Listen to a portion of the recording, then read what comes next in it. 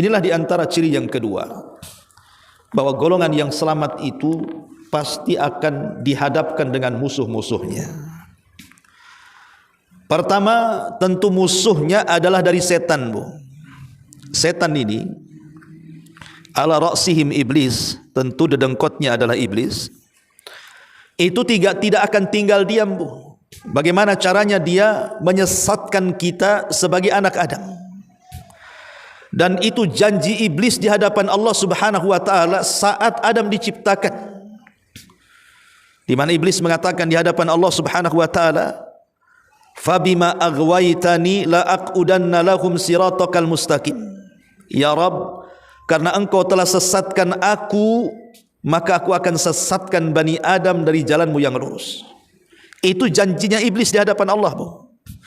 Bahwa dia tidak akan tinggal diam. Selama masih ada Bani Adam, selama itu pula dia akan melancarkan permusuhannya. Bahkan tak tanggung-tanggung dia mengatakan di hadapan Allah, "Tsumma la'atiyannahum min baini aydihim wa min khalfihim wa an aymanihim wa an syama'ilihim wa la tajidu aktsarahum syakirin." Dan aku berjanji kepadamu ya Rabb, aku akan datang kepada anak Adam itu dari depan mereka, dari arah belakang mereka, dari samping kanan mereka, dari samping kiri mereka, sampai kau tidak akan mendapati turunan Adam itu yang bersyukur kepadamu. Lihat dahsyatnya ancaman iblis di hadapan Allah kepada kita. Dia akan datang kepada kita dari semua arah angin, dari depan, dari belakang, dari kiri, dari kanan, dari atas, dari bawah. Begitulah cara-cara iblis untuk menghancurkan kita. Bismillahirrahmanirrahim.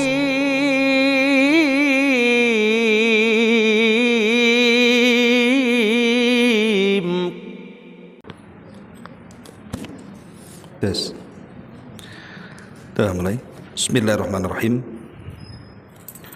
Assalamualaikum warahmatullahi wabarakatuh. Alhamdulillah wassalatu wassalamu ala Rasulillah wa ala alihi wa sahbihi wa mawalah wa la hawla wa la quwata illa billahi wa ba'du. Alhamdulillah, segala puja dan puji hanya milik Allah Jalla fi'ula. Salat dan juga salam tetap kita hadiahkan kepada Rasul kita Nabi besar Muhammad sallallahu alaihi wa ala alihi wasallam. Kita lanjutkan kembali kajian kita, masih membahas tentang sifat-sifat atau ciri-ciri golongan yang selamat. Dan kita masuk pada bagian yang ketiga tentang ciri-ciri golongan yang selamat. Yang pertama di sini, bahwa golongan yang selamat adalah jumlahnya sangat sedikit di tengah-tengah banyaknya umat manusia. Tentang keadaan mereka, Nabi SAW sabdakan, "Tuba lil ghurabai." Beruntunglah orang-orang yang dianggap asing. Siapa mereka orang-orang yang dianggap asing itu?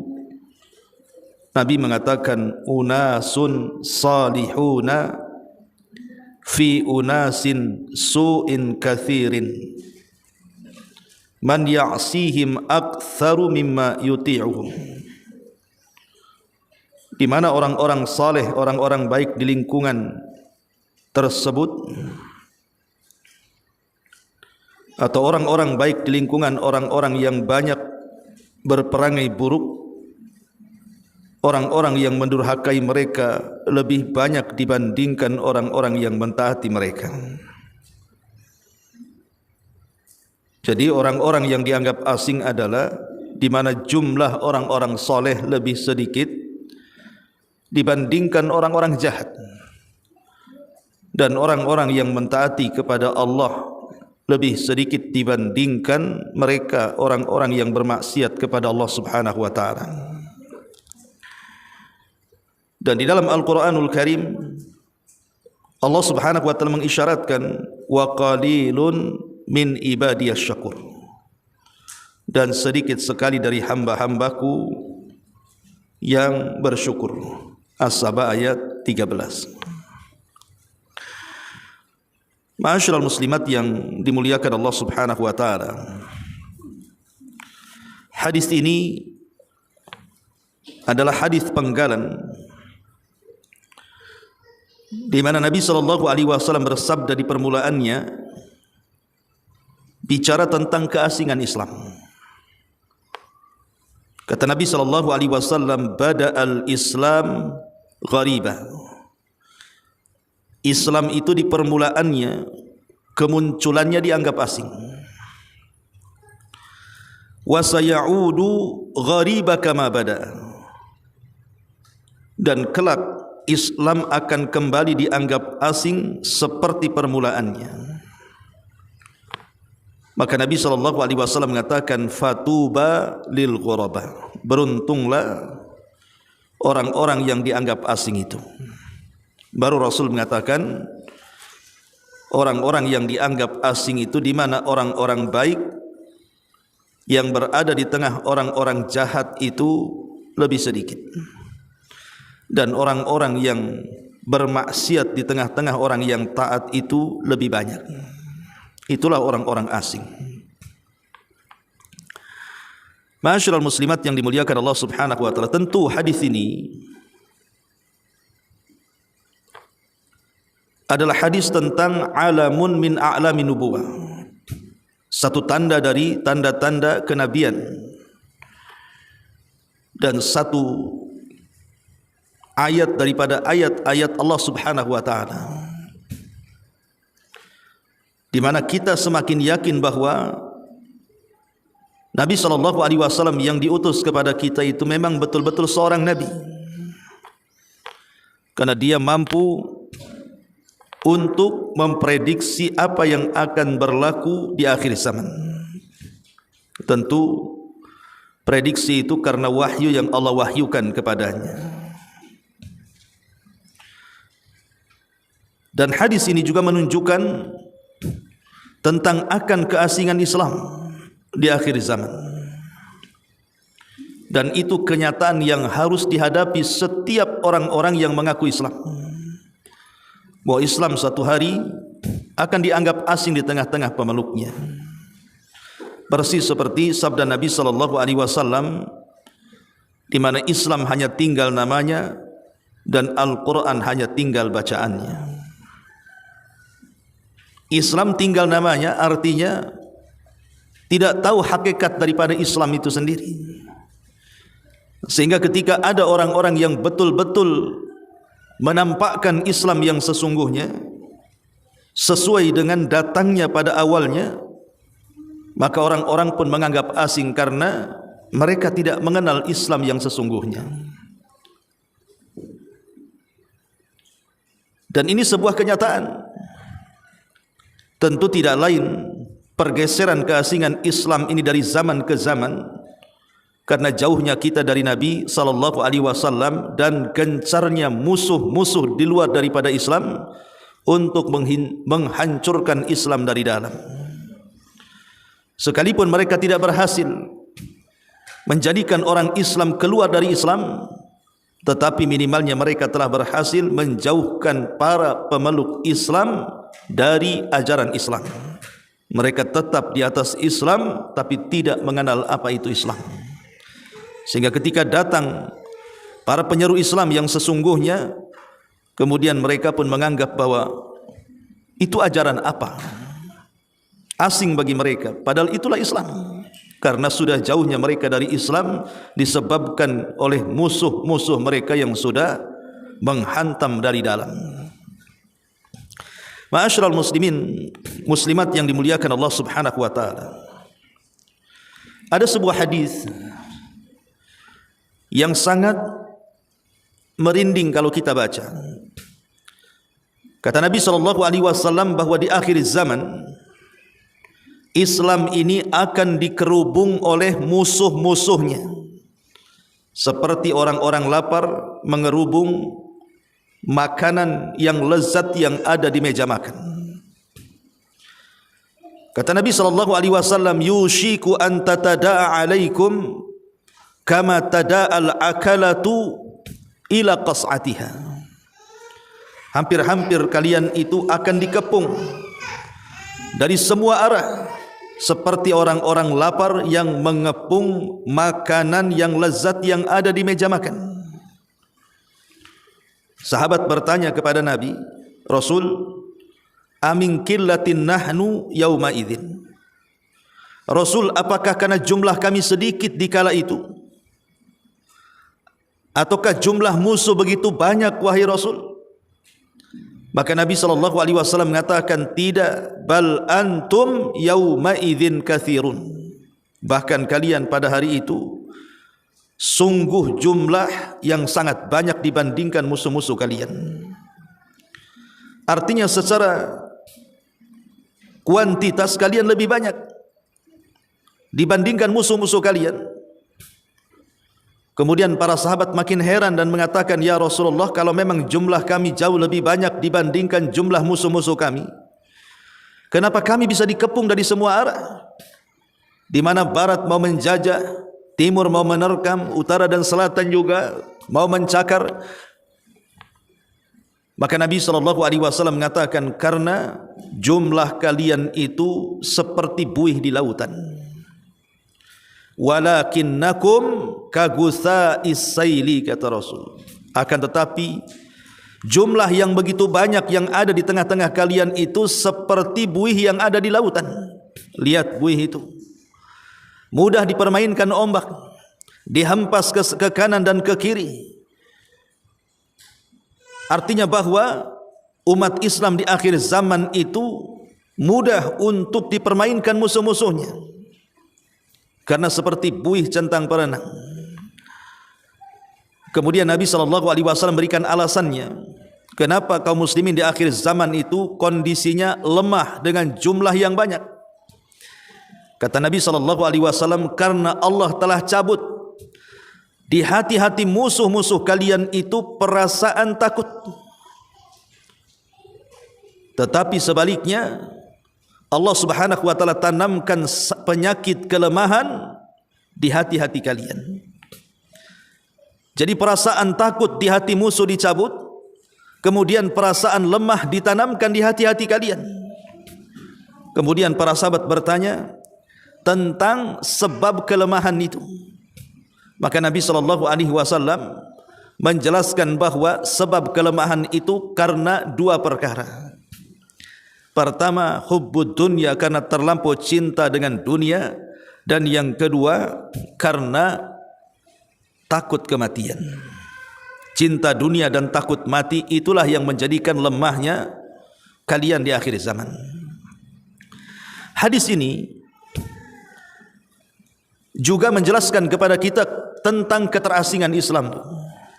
Di antara salah satu sebab kenapa Islam itu akan asing, karena musuh-musuh Islam dari luar, mereka akan terus menyerang Islam, sehingga Islam itu semakin hari semakin hilang kualitasnya di tengah-tengah banyaknya kuantitas. Jadi banyaknya umat Islam itu tapi tidak berkualitas sama sekali, karena diserang dari arah, semua arah, terutama dari sisi akidah dan sisi imannya. Jadi kaum muslimin itu berusaha didangkalkan dari segi akidah oleh musuh-musuhnya. Ketika dangkal akidahnya, itulah kemudian akhirnya manusia tercintakan dengan dunia dan tertakutkan dengan kematiannya.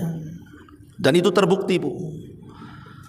Bagaimana kemudian sejengkal demi sejengkal, sehasta demi sehasta kaum muslimin itu dijauhkan dari akidahnya. Diciptakannya akidah-akidah sesat kemudian disebarkan di tengah-tengah Islam. Disebarkannya khurafat-khurafat di tengah-tengah Islam untuk melemahkan kaum muslimin. Digiringnya umat Islam kepada kesyirikan. Digiringnya umat Islam kepada tahayul-tahayul, bahkan perkara-perkara yang tidak pernah ada di zaman Rasul pun kemudian dicintakan kepada kaum muslimin, dan itu adalah ulah musuh-musuh Islam untuk menghancurkan Islam dari dalam. Sehingga ketika kemudian ada orang-orang yang berusaha datang kepada mereka meluruskan Islam yang sesungguhnya, Islam yang dibawa Nabi SAW, Islam yang dibawa para sahabat Nabi SAW, mereka pun menolaknya dan dianggap bahwa itu bukan ajaran yang sesungguhnya. Kenapa? Karena tadi akidah mereka sudah tersesatkan dengan macam-macam kesesatan. Sampai saya tadi pagi tak sengaja membuka Facebook, kemudian keluarlah di beranda tentang cerita seorang Habib yang ada di Yaman. Dia mengatakan bahwa konon dulu waktu sulitnya orang ingin haji ke Mekah, jadi si Habib ini, ya mungkin orang ini terlalu fanatik mungkin dengan Habib yang mengaku cinta min dzurriyyatin Nabi, dari turunan Nabi. Jadi keluarga Habib ini pengen haji ke Mekah tapi tidak punya biaya. Tapi sang Habib mengatakan bahwa tidak perlu berjalan ke Mekah itu dengan biaya, dengan kendaraan katanya. Cukup dengan memejamkan mata kita akan sampai di padang Arafah katanya. Jadi bisa terbang rupanya Habib ini pun. Bisa membawa keluarganya, pembantunya, tukang sapunya, semua bisa. Syaratnya penjamkan mata, nanti akan sampai di Mekah sana. Betul-betul dipenjamkan mata, Bu. Rupanya di tengah perjalanan anaknya ketinggalan. Jadi diberitahu sama pembantunya, "Bib, itu anak ketinggalan," katanya. "Oh, enggak apa-apa, nanti saya ambil," katanya. Kemudian si Habibnya balik lagi, bangunin anaknya, mandiin anaknya, ngerapiin anaknya, baru kemudian ditarik lagi, diterbangkan lagi sampai ke Arafah katanya. Ini kan khurafat, Bu. Ya. Jelas khurafatnya kan. Entah ini yang cerita ini memang ada-ada. Tapi yang jelas bahwa ini kan pendangkalan akidah. Kenapa umat dibodoh-bodohi seperti ini? Dikisahkan tentang karomah-karomah para wali yang tidak jelas. Nabi SAW saja tidak bisa menghilang, tidak bisa terbang kecuali Allah Subhanahu wa taala yang izinkan kan. Yang itu merupakan mukjizat. Macam mana pula si Habib ini menurut cerita orang ini gitu ya.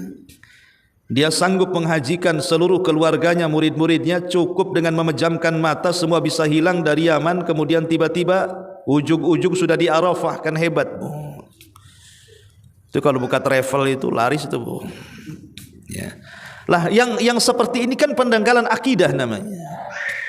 Lama-lama Islam itu akhirnya didongengkan, disenangkan dengan dongeng-dongeng khurafat seperti ini. Seperti ingat dulu kisahnya siapa itu yang viral tuh, Mama Gufron tuh siapa itu. Sampai ada murid fanatiknya bicara, pernah dia berada di sebuah lautan, berada di tengah-tengah gelombang yang hampir dihantam sana sini perahunya, Bu, hampir karam. Tiba-tiba kemudian dia memanggil-manggil Syekh Abdul Qadir Jailani, tengah-tengah lautan itu. Kemudian setelah memanggil Syekh Abdul Qadir Jailani, tiba-tiba kemudian lautan itu langsung tenang. Ombaknya bisa diatur, bisa ngatur ombak, Bu. Sehingga kapalnya itu tidak mudah karam gitu. Akhirnya selamat. Ini kan khurafat-khurafat yang ditanamkan di masyarakat. Ya, anehnya ada aja orang yang yakin. Ini baru sedikitlah kisah-kisah khurafat di masyarakat ini. Luar biasa gitu ya. Kenapa kemudian dari sisi ini yang diajarkan ke masyarakat? Sampai-sampai tisu saja habis ngelap keringat Habib itu harganya jauh lebih mahal dibandingkan mobil Rubicon, Bu. Emang kenapa dengan keringatnya Habib? Keringat Nabi SAW tidak diwariskan kepada keringat Habib. Ya, kalau memang keringat Nabi, ludahnya Nabi, rambutnya Nabi itu bernilai, ada berkahnya di situ. Tapi itu tidak diwariskan kepada turunannya. Bukan berarti kemudian keringat Nabi, ludah Nabi itu diwariskan kepada anak cucunya yang sekarang mengaku kalau seandainya dia mengaku zuriyahnya Nabi, ludahnya bisa menjadi obat. Tidak akan bisa, Bu. Coba praktikkan. Orang yang ngaku-ngaku Habib itu. Ada orang buta, kemudian ludahi itu butanya. Bisa sembuh apa enggak? Karena Nabi itu ludahnya kalau diludahkan ke orang buta sembuh tuh penyakitnya. Sebagaimana Ali radhiyallahu anhu pernah sakit matanya diludahi sama Nabi, sembuh, mukjizat, Bu. Enggak bisa kemudian ludahnya Nabi diturunkan kepada anak cucunya. Kalau sekarang Habib ada orang yang sakit mata diludahi, jangan-jangan makin buta, enggak sembuh, ya. Jadi tabarruk dengan jasad itu khususiyah Nabi. Tidak bisa diberikan kepada selain Nabi. Walaupun itu turunannya sekalipun. Bagaimana kemudian sampai keringatnya dihargai seharga mobil yang lebih mahal gitu ya harganya. Ma'asyiral muslimat yang dimuliakan Allah Azza wa Jalla, yang seperti ini itu. Ini kan pendangkalan-pendangkalan akidah. Coba yang diajarkan itu yang jelas-jelas sajalah. Yang jelas-jelas saja gitu ya. Seperti sholat dan fikihnya, puasa dan fikihnya, haji dan fikihnya, zakat dan fikihnya gitu ya. Kemudian akidah-akidah Islam, mulai rukun Islamnya, rukun imannya. Itu yang harus diajarkan ke masyarakat. Bagaimana cara kita mengenal Allah, mengenal para malaikatnya, mengenal para nabinya, mengenal kitab-kitabnya, dan begitu seterusnya. Yang sudah dicatat oleh para ulama dalam hadis-hadisnya, mempelajari hadis Bukhari, Muslim, Sunan Abi Dawud, Tirmidzi, atau fikih-fikih yang lainnya, kan jelas itu ajarannya. Jadi tidak menjadi pembodohan umat. Ini yang ulama telah tulis tidak diajarkan, yang khurafat-khurafat pula kemudian disebar-sebarkan. Itulah penyebabnya kenapa Islam jadi asing akhirnya. Ketika ada orang-orang yang benar mengajak manusia ke dalam Islam sesuai yang diamalkan Rasul dan para sahabatnya, akhirnya dianggap membawa kesesatan. Karena mereka tidak pernah dikenalkan soal ini. Makanya wajar kalau seandainya kemudian Rasul mengatakan tuba lil ghuraba. Beruntunglah orang-orang yang dianggap asing itu. Karena orang-orang yang dianggap asing itu memang orang-orang yang betul-betul belajar dan mengajarkan Islam yang sesungguhnya. Al-Quran dan Sunnah Nabi SAW berdasarkan apa yang sudah diamalkan Rasul dan para sahabatnya. Ma'asyiral muslimat yang dimuliakan Allah Subhanahu wa taala, dan itulah ciri golongan orang-orang yang selamat. Memang jumlah mereka tak banyak. Ya, jumlah mereka tak banyak, tapi banyaknya jumlah itu juga bukan menunjukkan sebuah kebenaran. Ma'asyiral muslimat yang dimuliakan Allah Subhanahu wa taala. Nabi SAW memuji orang-orang yang dianggap asing. Siapa orang-orang yang dianggap asing? Orang-orang yang mereka memperbaiki manusia di tengah-tengah buruknya manusia. Artinya orang-orang yang senantiasa mengajak manusia kepada kebaikan dan mencegah dari kemungkaran. Dan orang-orang yang seperti ini pasti akan banyak halangan dan rintangan. Karena di tengah-tengah rusaknya manusia, tiba-tiba hadir orang-orang yang hendak memperbaiki manusia, pasti tantangannya berat, Bu. Ini satu daerah itu penuh dengan kesyirikan, penuh dengan khurafat, penuh dengan tahayul, penuh dengan perkara-perkara yang tidak diajarkan Nabi. Tiba-tiba kita datang hendak mengembalikan ajaran itu kepada ajaran yang murni, pasti akan banyak cobaan di situ. Tidak mungkin tidak. Jangankan kelas-kelas, istilahnya satu kampung kita merubah, kelas keluarga sajalah. Ibu yang sudah hijrah, sudah kenal sunnah, tapi kan di antara keluarga mungkin belum ada, baru ibu saja. Ibu mau merubahnya, ibu dianggap asing kan, Bu? Dianggap asing. Jangankan lagi ibu ngomong, belum ngomong tengok penampilan aja udah aneh kan? Ngapain pakai kaos kaki kamu katanya? Apa enggak haredang kamu ya? Pakaian berlapis-lapis kayak gini katanya. Kamu pakai pakaian kayak gini itu. Jadi belum ngomong loh udah komentar soal pakaian kan. Itulah orang-orang kadang-kadang, kita ini bicara keluarga ya. Baru pakaian kita saja kita belum ngomong udah dikomentari.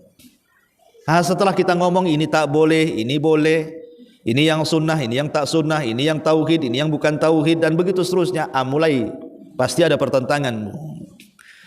Lah, kita saja bisa asing di tengah-tengah keluarga. Apalagi orang yang berdakwah di tengah-tengah yang dampaknya lebih luas lagi seperti kampung, kabupaten kan itu ya. Apalagi sebuah negara kan itu.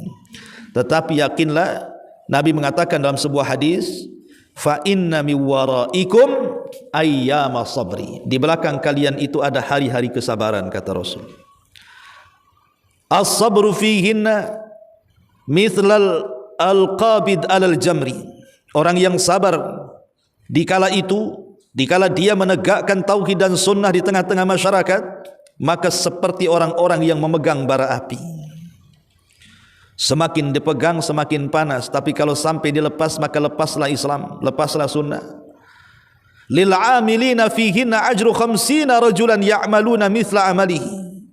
Tetapi orang-orang yang mengamalkan sunnah di tengah-tengah asingnya manusia akan mendapatkan 50 pahala sahabat yang mengamalkan seperti amalannya. Lihat bagaimana Rasulullah SAW memberikan pahala kepada orang-orang yang dianggap asing di akhir zaman seperti 50 para sahabat yang berdakwah dengan dakwah yang sama. Memang Bu, kita tidak akan, ya kalau untuk hari-hari ini atau sekarang-sekarang ini mungkin kita tidak akan menemui perang Badar, perang Uhud, perang Khaybar dan perang-perang yang lainnya di mana kita berhadap-hadapan dengan orang kafir secara senjata kan. Ya ada di belahan dunia sana yang perang seperti Israel dan Palestina ya. Tapi umumnya musuh-musuh Islam itu kalau berperang melawan Islam itu mereka berhitung kan. Mereka juga berhitung. Sehingga kemudian yang dilakukan musuh-musuh itu mungkin mereka tidak akan mengarahkan senjata-senjata mereka kepada kita. Karena sekalipun boleh jadi umat Islam itu persenjataannya tidak secanggih mereka, tapi ketika jihad sudah berkobar, apapun bisa dilakukannya. Buktinya Indonesia saja dengan bambu runcingnya bisa mengusir Belanda dengan persenjataan canggihnya kan. Sehingga kemudian musuh-musuh Islam itu mereka berusaha menjauhkan Islam tidak dengan senjata, tetapi dengan cara yang lain. Ya tadi, dijauhkanlah dari akidah yang benar, dijauhkanlah dari sunnah yang benar, dijauhkanlah dari ibadah yang benar, dan begitu seterusnya ya. Tetapi meskipun demikian, Islam mungkin tidak akan terhapus di permukaan bumi. Islam tidak mungkin terhapus, maksudnya kemurnian Islam tidak akan terhapus di permukaan bumi. Tapi boleh jadi kemurnian Islam itu akan terhapus sedikit demi sedikit dari keluarga, dari sebuah daerah, mungkin dari sebuah desa, merambat ke kecamatan, merambat ke kabupaten, lambat laun hilanglah dalam satu negara kemurnian agama itu, sehingga Islam hanya tinggal namanya saja kan. Lah disitulah Nabi SAW memuji orang-orang yang tetap mempertahankan Islam. Ini yang pertama, golongan yang selamat jumlahnya sangat sedikit di tengah-tengah umat manusia. Ma'asyiral muslimat yang dimuliakan Allah Subhanahu wa taala. Kemudian yang kedua, kata Nabi SAW di sini, golongan yang selamat banyak dimusuhi oleh manusia, difitnah dan dilecehkan dengan gelar dan sebutan yang buruk. Nasib mereka akan sama seperti nasib para nabi yang dijelaskan di dalam Al-Qur'anul Karim, wa kadzalika ja'alna likulli nabiyyin aduwwasy syayatinal insi wal jin yuhi ba'duhum ila ba'din zukhrufal qawli ghurura. Dan demikianlah kami jadikan bagi tiap-tiap nabi ini musuh, yaitu setan-setan dari jenis manusia dan setan-setan dari jenis jin. Sebagian mereka membisikkan kepada sebagian yang lainnya perkataan-perkataan yang indah untuk menipu manusia. Rasulullah SAW misalnya, ketika mengajak kepada tauhid, oleh kaumnya beliau dijuluki sebagai tukang sihir dan sebagai pendusta. Padahal sebelumnya mereka memberikan julukan as-siddiq, orangnya jujur, orangnya terpercaya. Inilah di antara ciri yang kedua. bahwa golongan yang selamat itu pasti akan dihadapkan dengan musuh-musuhnya. Pertama, tentu musuhnya adalah dari setan, Bu. Setan ini ala ra'sihim iblis, tentu dedengkotnya adalah iblis. Itu tidak akan tinggal diam, Bu. Bagaimana caranya dia menyesatkan kita sebagai anak Adam. Dan itu janji iblis di hadapan Allah Subhanahu wa taala saat Adam diciptakan. Di mana iblis mengatakan di hadapan Allah Subhanahu wa taala, "Fabima aghwaytani la aqudanna lahum siratakal mustaqim." Ya Rabb, karena engkau telah sesatkan aku, maka aku akan sesatkan Bani Adam dari jalanmu yang lurus. Itu janjinya iblis di hadapan Allah, Bu. Bahwa dia tidak akan tinggal diam. Selama masih ada Bani Adam, selama itu pula dia akan melancarkan permusuhannya. Bahkan tak tanggung-tanggung dia mengatakan di hadapan Allah, "Tsumma la'atiyannahum min baini aydihim wa min khalfihim wa an aymanihim wa an syama'ilihim wa la tajidu aktsarahum syakirin." Dan aku berjanji kepadamu ya Rabb, aku akan datang kepada anak Adam itu dari depan mereka, dari arah belakang mereka, dari samping kanan mereka, dari samping kiri mereka, sampai kau tidak akan mendapati turunan Adam itu yang bersyukur kepadamu. Lihat dahsyatnya ancaman iblis di hadapan Allah kepada kita. Dia akan datang kepada kita dari semua arah angin, dari depan, dari belakang, dari kiri, dari kanan, dari atas, dari bawah. Begitulah cara-cara iblis untuk menghancurkan kita. Sampai-sampai Abdullah ibn Abbas radhiyallahu anhuma dan Muhammad ibn Sirin atau Sufyan al-Thawri mengatakan bahwa maksudnya dari arah depan itu kita akan dijauhkan dari akhirat kita. Jadi iblis berusaha menjauhkan kita dari akhiratnya. Ditanamkan kita tidak percaya dengan kematian. Ditanamkan tidak percaya dengan peristiwa-peristiwa kuburan. Ditanamkan tidak percaya bahwa kita akan dibangkitkan. Ditanamkan tidak yakin lagi bahwa kita akan dihisab. Kita akan dipertanggungjawabkan di hadapan Allah Subhanahu wa taala. Di sana ada pengadilan yang sesungguhnya. Bahkan bagaimanapun dia akan berusaha supaya kita tidak lagi yakin adanya surga dan neraka. Ini target pertama, Bu. Iblis dan setan itu berusaha melupakan kita dari akhirat kita. Kalau seandainya mereka gagal, tidak bisa kemudian menggoda kita dari segi melupakan akhirat kita, maka mereka akan datang dari arah belakang kita. Dengan cara apa? Dicintakannya kita dengan dunia. Dicintakan kita dengan dunia. Disibukkan kita dengan dunia. Sehingga lupa salat, lupa puasa, lupa zakat, lupa haji, lupa segala-galanya. Siang, sore, malam, pagi, otaknya hanya dunia dan dunia. Kalau seandainya mereka tidak bisa juga nih, oh, orang ini tidak bisa digoda dari dunianya. Rupanya masih juga dia di tengah-tengah kesibukan dunianya, masih takarub dengan Allah. Masih ingat pula dia dengan salat. Masih ingat dengan keluarga. Masih ingat dengan kebaikan. Maka setan akan berusaha menggoda kita dari sebelah kanan, Bu. Dengan cara apa? Dengan cara ditanamkan syubhat pada agama kita.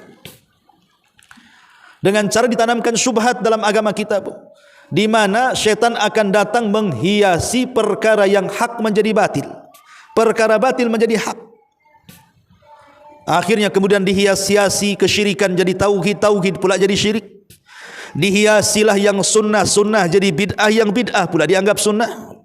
Dihiasi pula yang taat-taat dianggap maksiat, yang maksiat pula dianggap ketaatan. Akhirnya dihias-hiasi yang hitam jadi putih, yang putih jadi hitam. Dicampur adukanlah al-haq dengan yang batil. Ma'asyiral muslimat yang dimuliakan Allah Azza wa Jalla. Dan ini yang paling bahaya nih. Akhirnya banyak masyarakat itu terkaburkan dengan datangnya dai-dai karbitan yang kadang-kadang tidak tahu dia belajar di mana. Tidak punya guru yang sesuai dengan kebenaran, atau mungkin ya banyak dai-dai sesat sebagaimana kata Imam Syafi'i rahimahullahu taala, di mana dai-dai ini mengajak kepada pintu-pintu neraka jahanam dengan menyebarkan syubhat di tengah-tengah masyarakat. Kalau seandainya dia selamat pula dari syubhat, Bu, karena dia berpegang dengan Al-Quran dan Sunnah, kembali kepada pemahaman salaful ummah, maka setan akan datang dari sebelah kiri, Bu. Dengan cara apa? Dengan cara dipermainkan hatinya dan dicintakan dengan kemaksiatan. Digemarkan zina, disukakan judi, diinginkan judi, pokoknya disukakan maksiat, suka ghibah, suka namimah, suka dusta. Ya. Pokoknya bagaimana caranya dia digemarkan dengan kemaksiatan kepada Allah Subhanahu wa taala. Kalau juga dia selamat, Bu. Kalau orang ini selamat juga, dia tidak suka maksiat, disinilah terjadi kerjasama antara pasukan-pasukan iblis dari kalangan jin dengan pasukan-pasukan antek-antek dia dari kalangan manusia. Mulai kerjasama. Caranya gimana? Caranya muncullah dukun-dukun yang merupakan antek-antek setan. Dia jadi dukun, dia jual jimat, dia jual tangkal, dia jual dongeng, jual khurafat, jual dusta, jual agama, dan begitu seterusnya, Bu. Jadi setan akan mengerahkan tuh, akan bekerja sama dengan setan-setan manusia. Akhirnya muncullah orang-orang yang tidak suka. Kalau ada orang yang mengajak kepada kebaikan, berusaha kemudian orang ini didonkan dengan cara apa? Difitnah dengan berbagai macam fitnah. Jangan didengar, itu ajaran dia teroris tuh. Jangan didengar, ajaran dia Wahabi tuh. Jangan didengar, ajaran dia sesat tuh, pemecah belah umat itu. Akhirnya masyarakat mendengar klaim, tuduhan, fitnahan sebelum mendengar isi kajian. Ini yang bahaya kan gitu. Harusnya itu kan dengarkan dulu kajiannya, apa isinya, baru kemudian mengklaim, oh ini ajaran ini sesat nih, tidak sesuai dengan Quran dan Sunnah. Ini enggak, Bu, nggak didengar tuh kajiannya, tetapi tuduhannya sudah muncul duluan tuh. Baru dengar mukodimahnya saja sudah panas dingin, Bu. Belum isinya tuh, baru mukodimahnya. Ini kalau mukodimahnya kayak gini nih jelas nih, ini nggak usah didengar ini. Ya. Lah, inilah. Tetapi di antara ciri-ciri golongan selamat kata para ulama, ketika orang itu berdakwah mulai dimusuhi dakwahnya karena dia mengajarkan tauhid dan sunnah, maka itu alamat yang diajarkannya itu benar, Bu. Ya. Kalau seandainya ibu mendakwahkan dakwah tauhid, dakwah sunnah, mulai ada pertentangan, maka menunjukkan bahwa yang ibu dakwahkan insya Allah di atas kebenaran. Sebab kalau dakwah ibu di atas kebatilan, pasti setan tidak akan mengganggu ibu. Biarin aja sesat kan itu ya. Ngapain pula dikasih ujian, dibilang sesat, dibilang tukang sihir, dibilang pemecah belah. Ibu di atas kesesatan, ya dibiarinlah sama setannya ya. Tapi ketika ibu kemudian di atas kebenaran, tentu setan tidak akan redha.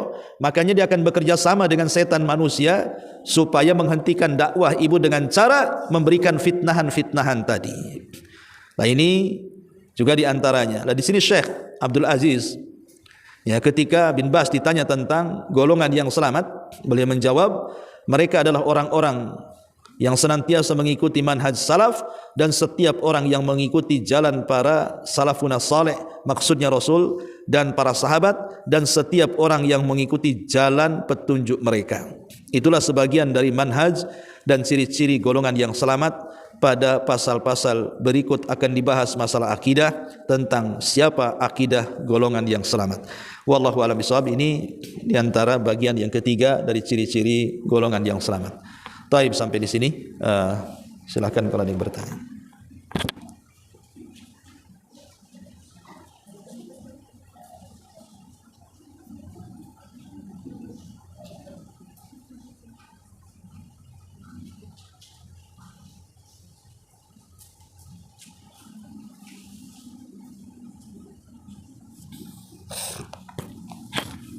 Taib, kalau tidak ada, kita tutup.